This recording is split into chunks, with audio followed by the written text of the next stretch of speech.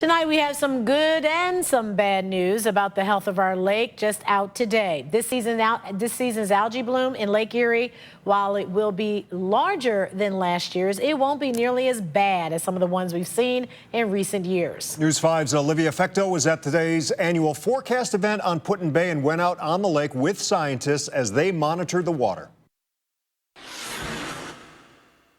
Researchers met here at the Aquatic Visitor Center on Put-in-Bay to try to predict what the algae bloom in Lake Erie is going to look like this season. While there's no bloom in most of the lake yet, including right here off Put-in-Bay, the bloom is expected to show up later this summer. Heavy rainfall, including what's contributing to the high lake levels you see right here, is one factor that could make the bloom more severe.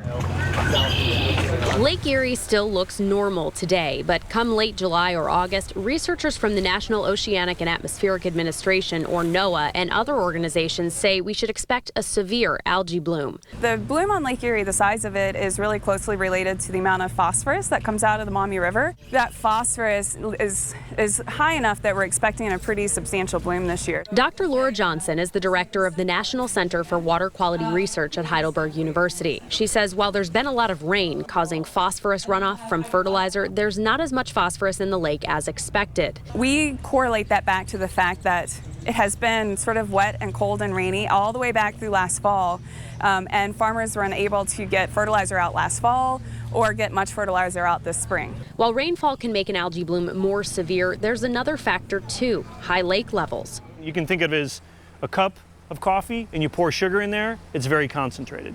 But if you have a pot of coffee and dump that same sugar in there, it's dilute. Ohio Sea Grant Director Dr. Chris Winslow says the excess volume in Lake Erie dilutes the phosphorus and could lead to a smaller than expected bloom. This year's bloom is predicted to be a 7.5 on a scale of 1 to 10. Compare that to 3 years since 2011, where it was an 8 or higher. Still, no matter the size of the bloom, some of the organisms in it can produce a toxin that affects the liver. At the easiest, it just like skin irritation. It can cause some stomach distress. But if you consume a lot of it, it can, it can be, it can actually kill you. It's a pretty bad toxin. It's worse than like a cyanide.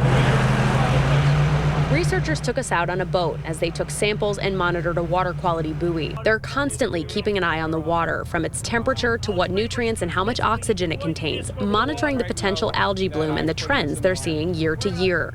If water is the mechanism, we have to do this whole scenario in the backdrop of climate change.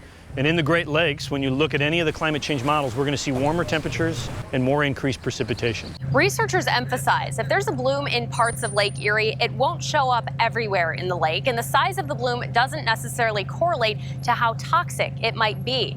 Researchers say, though, if there is a bloom in the water, it's probably best to stay away. Reporting from Put-in-Bay, Olivia Fecto, News 5.